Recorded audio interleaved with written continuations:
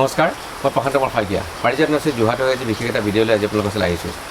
যোৱা বছৰ আমি কিছুমান থলুৱা অৰ্কিড আমি ৰোপণ কৰাইছিলোঁ নিজৰ নাৰ্চাৰীত তেখেতে আমাক সহায় কৰিছিল তেখেত মহিকান্ত ফুকন বোকাখাটৰ পৰা আহিছে তেখেতে ৰোৱা যিখিনি অৰ্কিড আমাৰ সুন্দৰ এবাৰ ৰিজাল্ট পাইছোঁ এইবছৰ গ্ৰোথখিনি আমি ভাল পাইছোঁ গ্ৰোথখিনি ভাল পাই পেলাই মই ভাবিলোঁ যে আমিনো কেনেকৈ তেখেতেনো অৰ্কিডখিনি আমাক ৰোপণ কৰি দিছিলে সেইখিনি কথা আমি শিকিম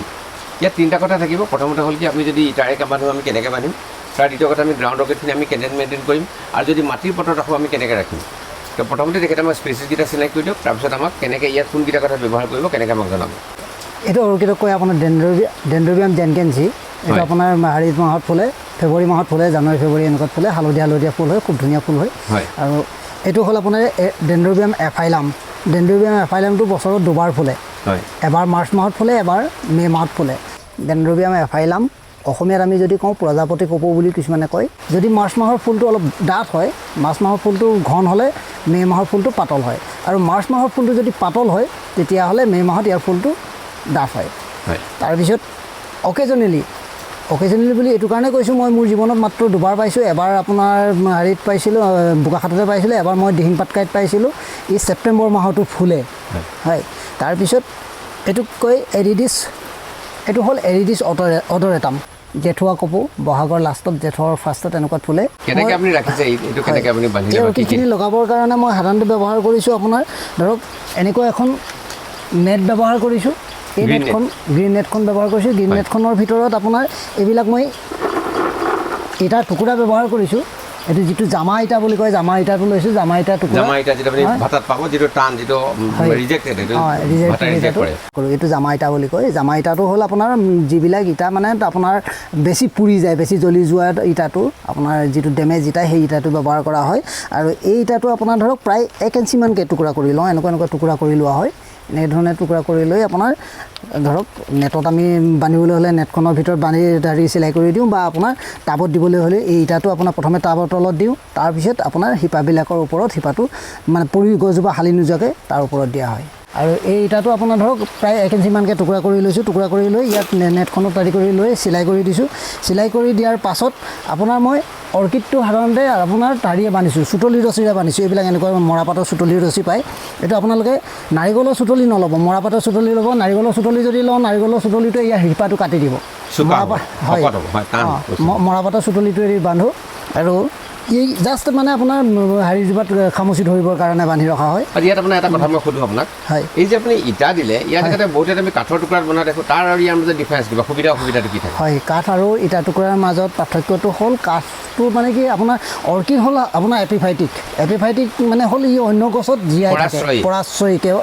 বেলেগ এজোপা গছৰ আশ্ৰয় লাগে আৰু আমি কাঠৰ টুকুৰাটো যেতিয়া আমি কাঠৰ এটা গছৰ এটা ডাল কাটি আনিম গছৰ ডাল কাটি অনা ডালটো আপোনাৰ ধৰক সি মৃত হয় মৃত হ'লে মৃত গছটোত মানে আপোনাৰ সি লাহে ডিকম্প'জ হ'বলৈ আৰম্ভ কৰে যেতিয়া পচিবলৈ আৰম্ভ কৰিব যেতিয়া পচি গৈ থাকিব তেতিয়া তাত কি আহিব ফাংগাছ আহিলে মতে আপোনাৰ ধৰক ফাংগাছটো গৈ আপোনাৰ অৰ্কিডজোপাত লাগিব অৰ্কিডজোপাত লাগিলে অৰ্কিডজোপা আপোনাৰ ডেমেজ হ'ব পাৰে 2 নম্বৰ কথাটো হ'ল কি আপোনাৰ এতিয়া যদি আমি গছৰ ডাল এটাত বান্ধো তেনেকুৱা মানে টুকুৰা এটাত বান্ধো গছৰ টুকুৰাটোত বান্ধিলে আপোনাৰ 2 বছৰ বা 3 বছৰ পাছত আমি তাক ৰিপ্লেচ কৰিব লাগিব এইটো কৰিলে আপোনাৰ লং লাষ্টিং হ'ব ইয়াত আপোনাৰ ৰিপ্লেচৰ কোনো হেৰি নাই নেটখনো ইমান সহজে বেয়া নহয় আপোনাৰ ধৰক মিনিমাম 5 বছৰ থাকিব আৰু 5 বছৰলৈ থাকিলে মোৰ থিয়ৰিত মানে মই এটা ভাবিছোঁ এইটো হ'ল কি আপোনাৰ বিশেষকৈ এইটো ডেণ্ড্ৰবিয়ামকেইটাৰ কথা নকওঁ মই আপোনাৰ এই এৰিডিছ বা আমাৰ ৰিংকোষ্টেলিছ ৰেটুচাইড যিবিলাক সেইবিলাকৰ শিপাবিলাক এনেকুৱা ধৰণে যদি আপোনাৰ খামুচি ধৰি থাকে লাষ্টত মানে কি হ'ব এই মানে শিপাখিনিৰ ভিতৰতে ইটাখিনি এটা মানে হেৰি কৰি ল'ব আশ্ৰয়টো লৈ ল'ব গোটেই বস্তুটো তাৰমানে ইটাখিনি গোটেইখিনি খামুচি ধৰি ল'ব তাৰপিছত আৰু সাৰ দিয়া পদ্ধতি ইয়াত কিবা থাকে নেকি বছৰত এতিয়া আমি সাৰ মানে যদি আমি ইচ্ছা কৰোঁ ইয়াৰ গ্ৰোথটো অলপ ভাল হ'বৰ কাৰণে NPK 19 অল মানে 19 ভাল নেকি বহুতে কয় যে সাধাৰণতে অৰ্কিডত কেমিকেল সেইটো বৰকৈ দিব নাপায় সেইকাৰণে শুনিছোঁ হয় মানে আমি পৰাপক্ষত নিদিলেও একো অসুবিধা নাই যদি আমি গ্ৰোথটো অলপ ভাল বিচাৰোঁ তেতিয়াহ'লে আমি দিব পাৰোঁ যদি ইচ্ছা কৰিলেহে দিব পাৰোঁ আৰু মই এনেই সাধাৰণতে মোৰ ঘৰত মই যিখিনি কৰিছোঁ মই তাত মানে আপোনাৰ কোনো ধৰণৰ ৰাসায়নিক সাৰ প্ৰয়োগ নকৰোঁ আচ্ছা ফাংগিচাইডৰ দৰকাৰ হয় নেকি ফাংগিচাইড আপোনাৰ ধৰক আমি যিহেতু মানে বেলেগৰ পৰা আনি ইয়াক হেৰি কৰি ৰাখোঁ গতিকে বিভিন্ন কাৰণত ফাংগাছ আহি পৰিব পাৰে ফাংগিচাইডৰ ফাৰ্গিচাইডৰ প্ৰয়োজন হয় ফাৰ্গিচাইড দিয়াটো ভাল পৰিৱেশটো কেনেকুৱা লাগে আমাক ক'ব নেকি জেগাটো কেনেকুৱা লাগে ইয়াৰ কাৰণে আপোনাৰ ধৰক হিউমিডিটিটো লাগে 36% হিউমিডিটি মানে লাগে আপোনাৰ আৰু ইফালে কেনপি কভাৰেজটো 90% লাগে 90% হয় 90% কেনপি কভাৰেজ মানে আপোনাৰ ধৰক গছৰ পাতৰ ফাকেদি যিটো পোহৰ আহে আগবেলাৰ যিটো পোহৰ আহে সেইটো লাগে কিন্তু পিছবেলাৰ ৰ'দৰ তাপটো সম্পূৰ্ণ পৰিব নালাগে আৰু আমি সদায় সেইকাৰণে যদি আমি কিবা কাৰণত গছতো অৰ্কিড বান্ধো গছত অৰ্কিড বান্ধিলে সদায় আমি লক্ষ্য কৰিব লাগে এইটো উত্তৰ আৰু পূব দিশ চাইডত অলপ উত্তৰ আৰু পূব দিশ চাইডত মানে আমি কেতিয়াও পশ্চিমত আৰু দক্ষিণৰ চাইডে এইকেইটা চাইডত আমি বান্ধিব নালাগে যাতে ৰ'দটো ডাইৰেক্টলি নপৰে তাৰমানে এইটো দিশত যদি আমি বান্ধো তেতিয়াহ'লে আপোনাৰ ধৰক অলপ হ'লেও গছজোপাই মানে ৰ'দৰ পোহৰটো কম পায় গছজোপা ছাঁটো পৰে তাত আৰু এটা কথা আপোনাক সোধোঁ যে ইটা যদি আমি পটত কৰোঁ তেতিয়াহ'লে কেনেকুৱা ধৰণৰ আমি পটতো কৰিব পাৰোঁ মানে ধৰক আমি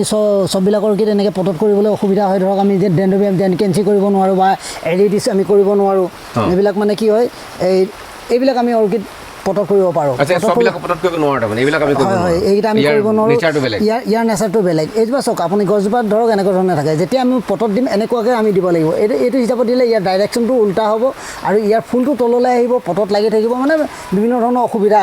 আহে গতিকে আমি পটত দিব নোৱাৰোঁ সাধাৰণতে আৰু যদি আমি ধৰক এইটো কয় ডেণ্ড্ৰবিয়াম ফিম্ব্ৰিয়েটাম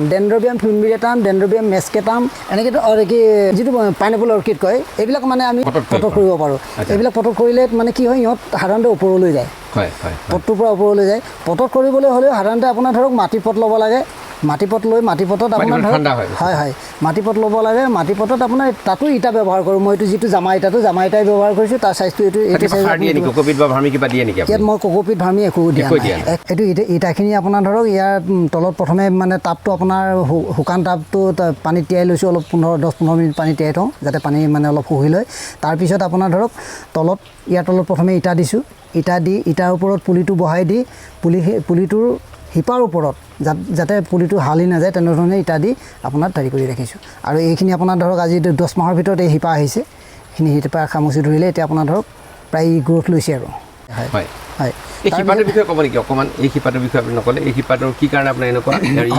ব্যৱহাৰ কৰে হয় অৰ্কিডৰ শিপাত মানে কি অৰ্কিড হ'ল এপিফাইটিক মই আগতে কৈছোঁ কাৰণ এই পৰাশ্ৰয়ী হয় কেৱল বেলেগ গছত আশ্ৰয় লৈ থাকে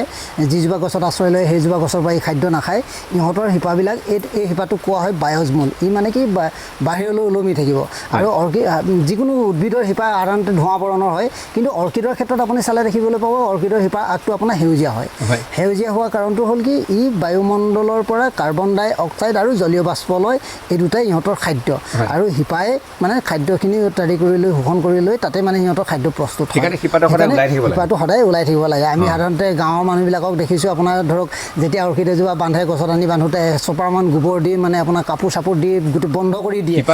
গতিকে শিপাটো বন্ধ কৰি দিলে তাত মানে আপোনাৰ খাদ্য হয় এই অসুবিধা পায় লাষ্টত মানে গছজোপা মৰি যায় এতিয়া আমাক গ্ৰাউণ্ড অৰ্কিডৰ বিষয়ে ক'ব নেকি গ্ৰাউণ্ড অৰ্কিডত আমি কোনকেইটা ব্যৱস্থা ল'ব লাগে আৰু কেনেকুৱা ধৰণে হয় গ্ৰাউণ্ড অৰ্কিডৰ চিনাকি কৰিলে আমি ভাল পাম স্পেথোগ্লটিছ প্লিকেটা এই মাটিত হ'ব মাটিত সাধাৰণতে আমি এই অৰ্কিডবিলাকো আমি কি কৰোঁ আপোনাৰ মাটি টাব ব্যৱহাৰ কৰোঁ মাটি টাবটোত মানে আপোনাৰ মাটি পচন সাৰ দিলোঁ আপুনি মানে যিটো লিফ মল বা আমি ভাৰ্মি কম্প'জ এইবিলাক দিব পাৰোঁ দি কৰি আপোনাৰ ধৰক কৰি দিলোঁ আৰু এইটো যিটো স্পেক্ট্ৰোলটিছ প্লিকেটা ই মানে অলপ সূৰ্য তাপটো সহ্য কৰিব পাৰে গতিকে ই ৰ'দ পৰা ঠাইটো হয় এইটো হ'ল বেম্বো অৰ্কিড অৰণ্ডিনা গ্ৰেমিনিফলিয়া এইটো আমি টেৰেষ্ট্ৰিয়েল অৰ্কিড হয় এই অৰ্কিডটো আমি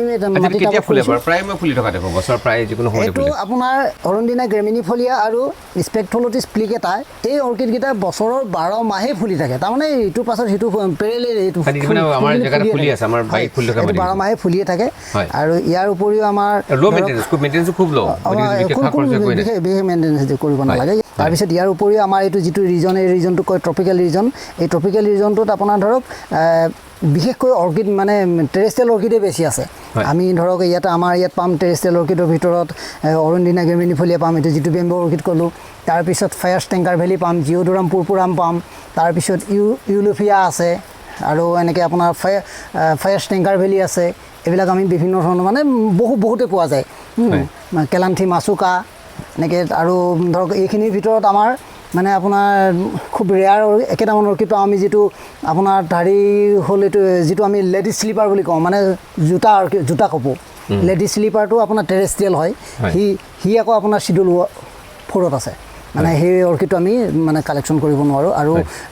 এইটো এটা ডাঙৰ হেৰি হ'ল আমাৰ গোটেই ৱৰ্ল্ডৰ ভিতৰত নৰ্থ ইষ্টত মানে আপোনাৰ পেফিপেডিলামৰ 7টা বিভিন্ন প্ৰজাতি এটা সময়ত পোৱা গৈছিল হয় এইখিনি এনেকৈ ধৰণৰ আৰু খৰালি পানী দিয়া লগা ব্যৱস্থাটো কওকচোন সেইটো কেলে পানী দিব লাগে আৰু বৰষুণৰ পানী আৰু এনে টেপৰ পানী কি আপুনি কোনটো প্ৰিফাৰ কৰে বহুতে কোৱা হৈছে বৰষুণৰ পানী জমা কৰি পেলাই দিলে বেছি ভাল বৰষুণৰ পানীটো দিব পাৰিলে ভাল বৰষুণৰ পানীটো মানে কি আমি টেপৰ পানীটো ধৰক আপোনাৰ ইয়াত বিভিন্ন ধৰণৰ কেমিকেল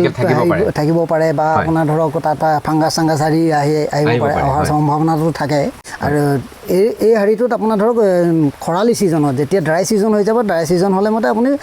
অন্ততঃ দিনটোত দুবাৰ পানী দিব লাগে যাতে মানে বস্তুটো শুকাই নাযায় সেমেকি থাকে সেমেকা ভাৱটো অলপ থকাকৈ দিব লাগে ডেইলি আপুনি দুবাৰ পানী দিয়ক আৰু বাৰিষা ছিজনত বৰষুণ দি থাকিলে আমাৰ পানী নিদিলেও হয় এইখিনিয়ে ইয়াৰ মেইনটেনেঞ্চ ইমান বেছি মেইনটেনেঞ্চো নাই খুব হেৰি ধন্যবাদ আজিৰ বাবে তো আমি আকৌ কেতিয়াবা লগ হ'ম আমি ইয়াৰ সবিশেষ কিবা জানিবলগীয়া হ'লে আমি কথা পাতিম তো আজি ইয়াতে আৰু ধন্যবাদ আজিৰ বাবে